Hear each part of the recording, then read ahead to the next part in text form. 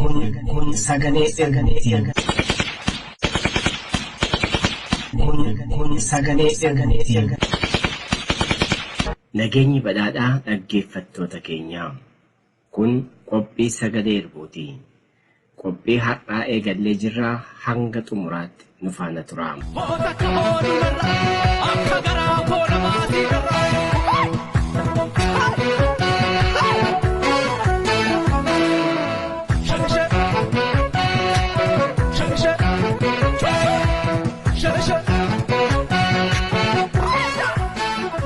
Waldaa Gargaarsa Oromoo beektu Oraa. Waldaan Gargaarsa Oromoo ummata Oromoof gargaarsa gama hundaa taasisuuf kadhaabbatu. Oromoon akka qaroo ijaatti ka eeggatu abdiillee kan irraa qabu. Garuu waggaa 25 duraa kaasee hanga ammaatti sirna cunqursaan biyyattii keessatti hojjechuu dadhabamee dhorkamee jirudha.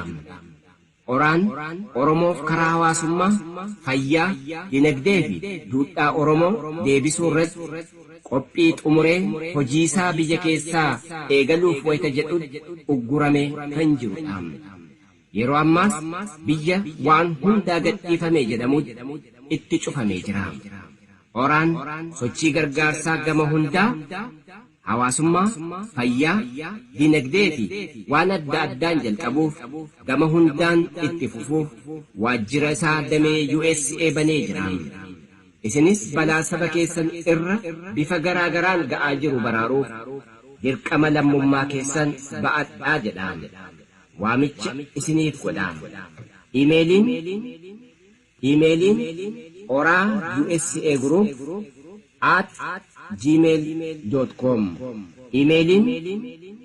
Iimeeliin oraa USA Group @gmail.com. lakkoofsi herreegaa baankii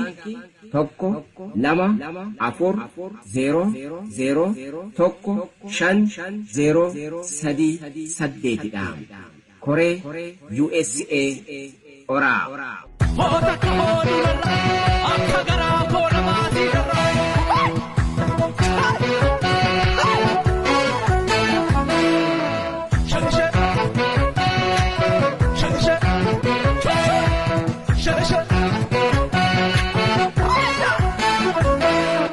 Oppiidiyoon dhiiga qeerrootti qoosteetti. Bitamtummaa Hiwaat jalaa yeroof kan dhiyeessite fakkaattus bitamtummaa nafxanyaa jala seenuu isaanii Oromoo abaarsisuun mirkaneessanii jiran. Amma ifatti qabsoo Oromoo goolabuuf eenyuun onnee rukutuun akka barbaachisu ifatti qabsoon Oromoo mirkaneeffatee jira.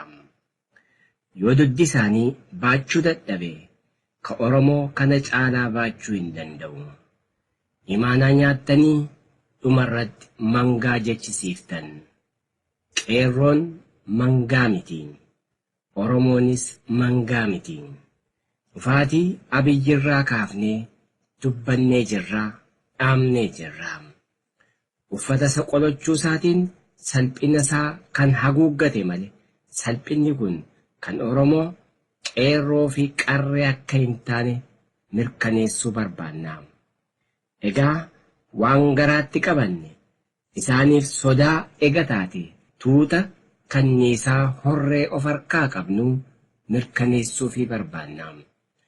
Warra mangaa jettus seenaa dhihoo irra deebi'uu fi akka dandeenyu ifatti argisiifna. Kun irbuudha.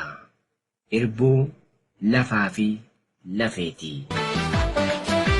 Imaanaan si harka jira qeerroo sabaaloli.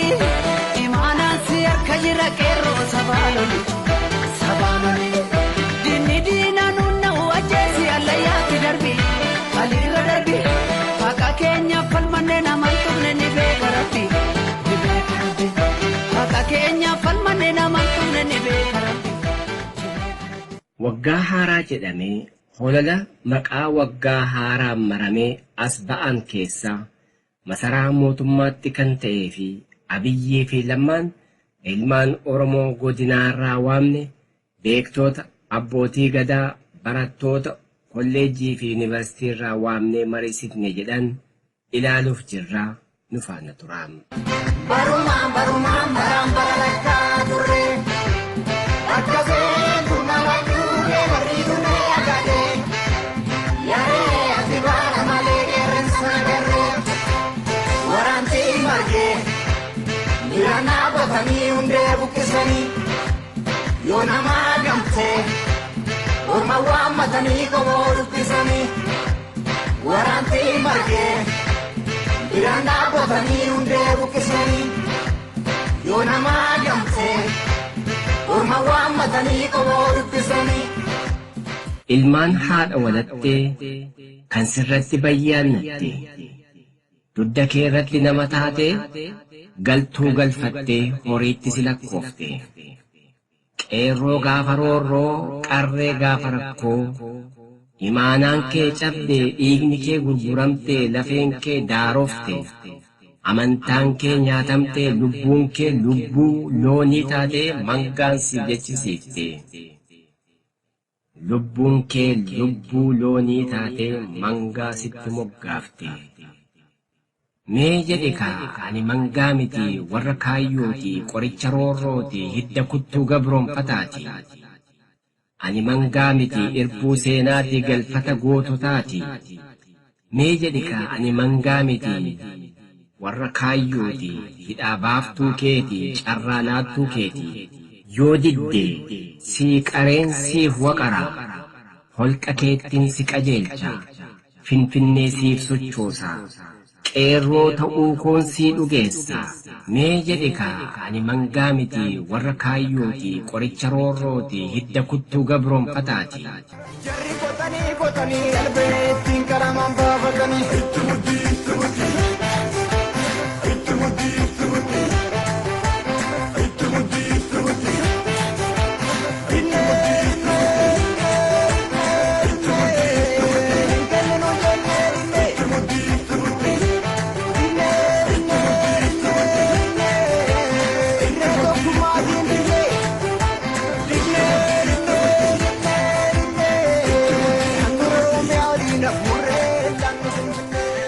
Mareen Abiyyii fi Lammaa waajjira Abiyyitti gaggeeffame maal akka fakkaatu bakkatti argamnee hubachuu baannus gaazexeessaan OBN qophicha dhiyeessu mataatii cabee haasaa namootaa cicciree dhiyeesserraa rakkoo maalii akka keessa turee fi ummati maal akka gaafate isaanis deebii maalii akka kennan hubachuun nu hin rakkifneen.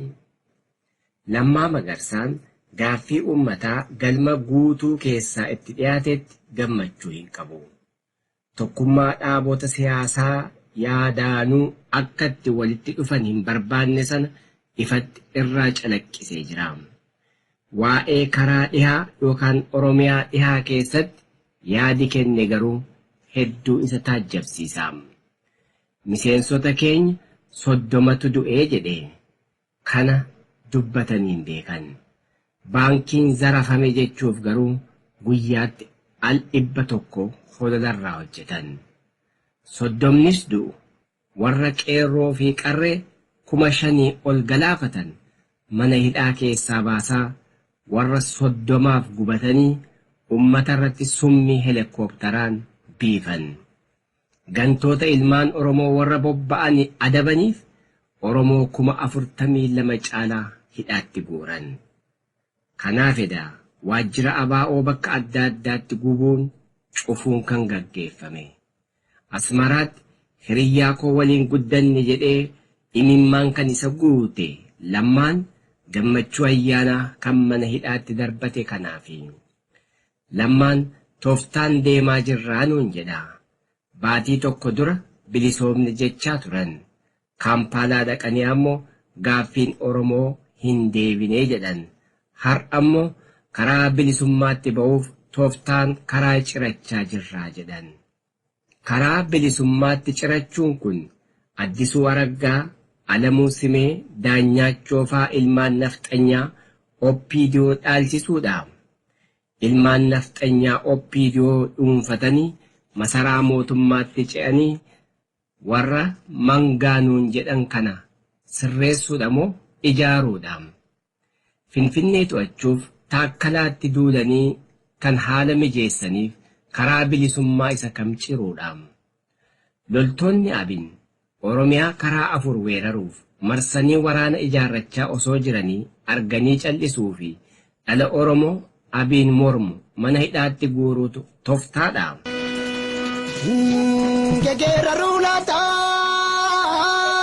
Gegera rulata jiru degatana jirtu ya jarana malwali gonare kamtu me kandabre rabbaran nugaye ya koromin jile akki garantane akki baranolle bulani lalani rabbini lolani jettere atabore galaf tabal matinda barre akkamitan challisa tetunu gahuf dente gere jettere atabore galaf tabal matinda barre akkamitan challisa tetunu gahuf dente gere. Abiyyi Jimmaa irrattis kan dubbatee fi ammallee dubbachaa kan jiru Oromoo waa'ee amantiin walitti buusuuf maallaqa guddaa qopheessanii jiru yeroo dhiyootti ni arginaa jedhee kan dubbatu kun waanuma ajaa'ibaati. Ega beeka ta'e innuu humna tikaati waan akkasii dhoksaan hordofanii fashalsu malee akkamitti miidiyaa irratti akka hololaatti itti gargaarama. Rakkoon Oromoo karaa tokkummaa jiru cufaadha. Oromoon akka ummataatti, Oromoon akka sabaatti tokkummaarraa rakkoo hin qabu. Rakkoo ofittummaa of keessaa baasaati jalqaba nafxanyaa fi jara harkaa isin qabu irraa bilisa ta'ati waa'ee tokkummaa dhaabotaas waa'ee tokkummaa Oromoos dubbadhaa. Onneen dhiiga nafxanyaan ikkifatu akkamitti obboleessa isaaf naatoo qabaata. Oromoon waan filatu beeka. Ka isaaf barbaachisu isatu beeka. Sirumaayyuu ummati Oromoo dhaabota siyaasaa walitti fiduu keessaa dhaabbachuu qaba. Kalees qeerrootti dahatanii dhiiga qeerroon as geenye jedhanii kunoo nafxanyaa mana guutanii jiran. Maqaa tokkummaan daldalaatti jiran. Oppiidiyoon tokkummaa isa kamii fi dhaaba siyaasaa kam gidduutti akka isheen barbaaddus namaaf hin galu. Warra Itoophiyaa keessaan nu nyaachisuuf masaraa mootummaatti wallaaqan oppiidiyoon of jala galchee jiraa miti. ABO fi OFCOn hiree murteeffannaatti ga'amananii waliin dhaabbatanii jiran. Maqaa tokkummaan summii facaasuun kun maalidha? Guyyichuma filannoo kana dhugeessuun isin ga'aati filannoo fi sakaaniif ummata Oromoof dhiisaa. Oppiidiyoon warra aggaar dirijjitii Oromoo keessaa Ihaadeg waliin dhaabbatee fi dhaabota alaa galan keessaa tokko qofa alatti dhiisee waltaane jechaa hin jiru. Kaleessa Hawaattu ABO fi qabsoo Oromoo rukuchuuf Oppiidiyoo ijaare. Har'a ammoo nafxanyaa. Kun gonkumaa milkaa'uu hin danda'u. Lammaan duunee banna malee hin gadhiifnu kan jedhu kun eessaa akka dhufus hin beekamu. Maaltu harka jiraa dhaadata? Humni tikaa biyyattii eenyu harka jira? Eenyutu isaan naannessaa jira? Eenyutu qajeelfama isaaniif laachaa jira? Lammaa fi Abiyyi sa'aatii kanatti koreema dhoksaadhaan jiru amansiisanii waan isaanii fudhachiisuu danda'u. Ega fudhachiisuu danda'u ta'e, ega dhiibbaa geessisuu danda'u ta'e, waa'een Finfinnee, waa'een afaan Oromoo, waa'ee Oromoon mirga guutuu abbaa biyyummaa qabaachuu malu maaliif hiikkaa dhabe? Yeroo argatan kanatti warra Hiwaat Tigraayin ijaaran akka barbaadanitti haala mijeeffatan. Oppiidiyoonoo kana gochuu dandeenyaa jechuu isaaniiti. Dubbachuurra maaliif hojiidhaan hin agarsiisan? Kun gaaffii keenyadha. Eessa dhaabbattee loluu fi ashuuraa gurgurtiisa lafa abbaa keetii. Ombolboleetti kaawaa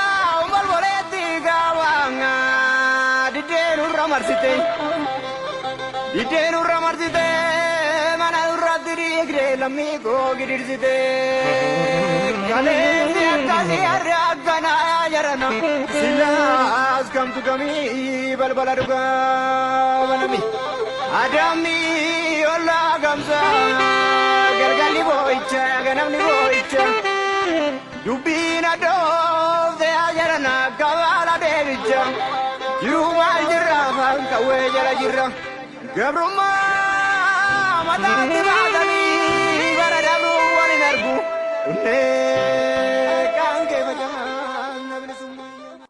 Qophii sagalee irbuu keessatti kanaan dura sirna haaromsaa jedhee dhufe kun maal akka fakkaatu seenaan addatti Abiyyii fi Lammaa akkamittiin akka dhufan maaltu duuba isaanii jira kan jedhu tokko lama jennees ni dhaabneerra. Gola Abiyyi gadi naquuf yookaan saaxiluurraan dhaabbannu warra oromummaa isaa keessaa gadi fuudhee summii ammaaf dubbachuun nu rakkisu keessa kaa'an gadi baasuu ni nafu. Abiyyii fi Lammaan dhuguma amma dubbatan ga'u dubbiin daaraa fi daakuu yoo wal duukaa dhufe badiin isaanumaaf ta'a. Mee ilaalaa Amboo keessa siidaa fakkeenya bilisummaa dhaabnaa kanan jedhe yookaan Niiworkiin kana wal fakkeesse mallattoon bilisummaa Ameerikaa akkuma Niiworki dhaabbate Amboottis bilisummaa Oromoof Oromiyaa achitti mallattoo Oromootu dhaabbataan jedhe yookaan siidaa ijaaraman jedhe.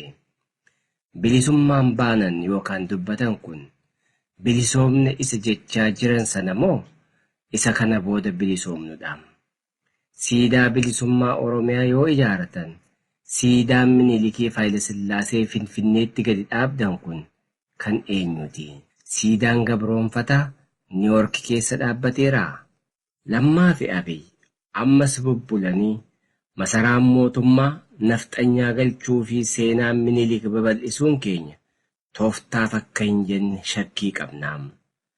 Dura ta'an OPDO guyyaarraa gara guyyaa nama ergamaaf dhufe ta'uu ofiin of saaxilaa jira. Walaloon sirna waggaa haaraaf jedhamee masaraa mootummaa keessatti dubbifame kun maalummaa Abiyyi eega qoratamee booda kan katabamedha. Abiyyi yoo dhaga'e illee tarkaanfii fudhachuu miti akka inni hin dallanne inuma beekuu inumaayyuu ni gammada jedhanii walaloo katabanii dubbisanidha. Qabsoo Oromoo fi qeerroodhaan mangaa jedhame sun Abiyyi qabsaa'otaa fi qeerroo fi qarree 42,000 hidheen addummaa hin qabu. Kunis fedhiima Abiyyi agarsiisa. Abiyyi nu nyaachisee hin jedhinaa. Akka nu nyaachisuu fi ofiinuu akka nu nyaatu kanaan dura yeroo hedduu dhaabneerra. Mangaan kan katabe duddaa fi garaa Abiyyi kan ta'e daaqonii isa jala jiruun ta'uun beekamaadha. Ka dubbiste ammoo ammaaf hin kaafnu. Waltajjiin kun seenaa Oromoo keessatti kan dagatamu miti. Artistootaa fi sirbitoota Finfinnee qofaan Itoophiyaa jedhan sun eenyufaa akka ta'e seenaan dubbachuuf jira. Warri alaabaa Habashaa addatti hidhatanii goraadee qabatanii dhaadatan sun eenyufaati? Duuba isaanii hoo maaltu jira? Warri haasawaa fi bakka Abiyyi argame hundatti galma guutanii argamanii harka rukutaniif iyyan kun eenyufaati? Bulchiinsa isaa nu gammachiisee nu maraachee jedhanii kan waliin sirban eenyufaati? Tokko lama jennee dubbachuuf jirra.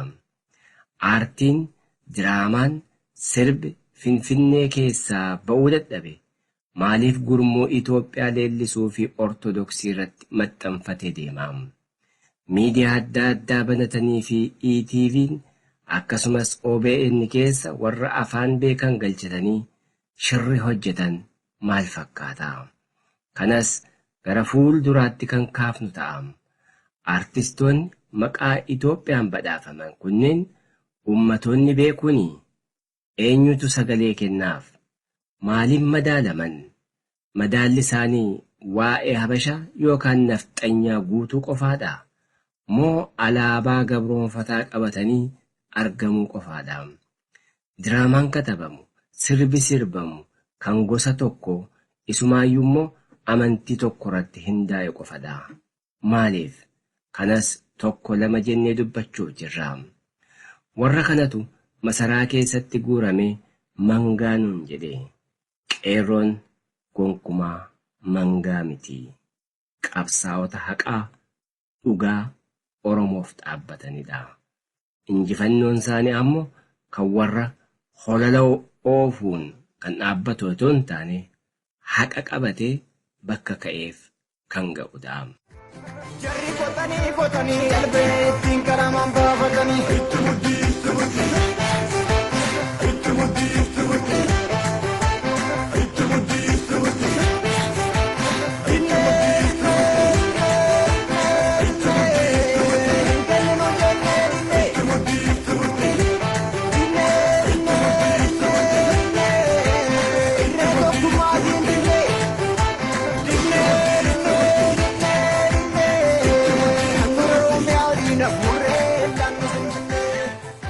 Yaadi walaloo keessatti dhiyaate kan biraa obsa qabaanneef sodaattiin fudhatinaa nuun jedhan. Dhaloota 5,000 itti wareegnee obsa godhannee guyyaa saafaa ittiin saamamne. Qeerroo fi qarree Oromoo shira amma ija baasaa dhufe kun ega dhaamuu eegallee bubbullee jirra. Dubbiin Oromaaraa eegale sun masaraa keessaan nu seenee as nutti ba'aa jira. Afuura kutuu dhiiftee afuura akka baafatu goote. Ilma abbaa gadaa ati jettu goobanaa daaccee caalee argame. Egaa murtiin kee maali? Qeerroo salphinni kana caalu eessa jira? Mee haa ta'u jettee reeffa kee awwaaltee irra teesse. Inni irra teesse gocha nafxanyaa har'aa afuura kutuu barbaadeetu of kennee wareegame. Ati ammoo afuura akka baafatu gootee dhumarratti mangaa jedhamte. Shirri halagaa waggaa 150 barnoota nuuf hin taane. Hingaa Oromoo, hingaa qeerroo fi qarree. Oppiidiyoon nafxanyaa afaan Oromoo dubbatu wareegama waggaa 150 si kasaarsuuf jira. Dammaqii. Loliin loltaa qeerroo jabaattu kafeerroo.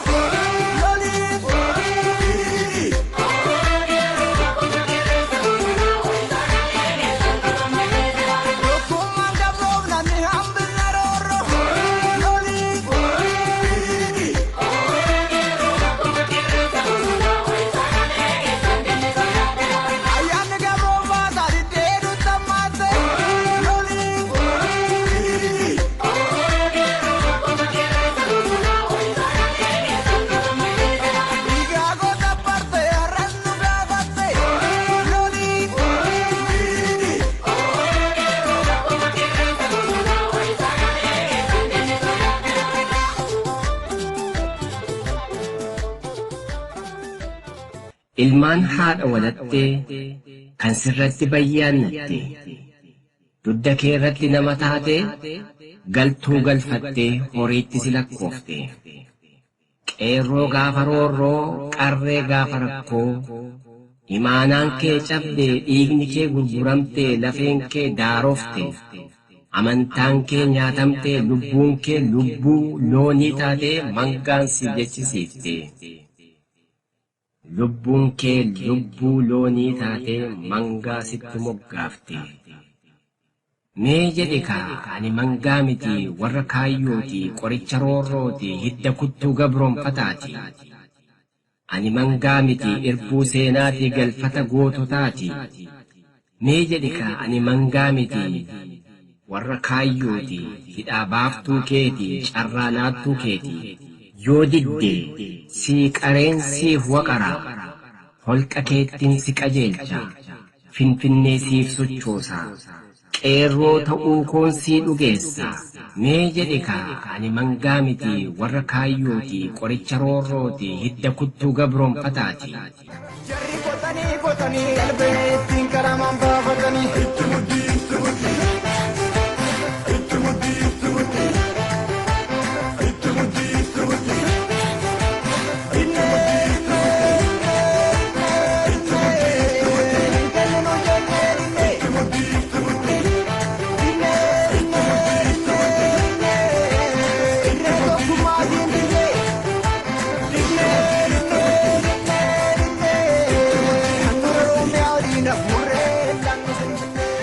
Dhaggeeffattoota keenya qophii keenya har'aa xumureerraa nagaan jiraadhaa horaa bulaa. Jarri kotanii qalbee ittiin qaramaan baafatanii. Itti muddii.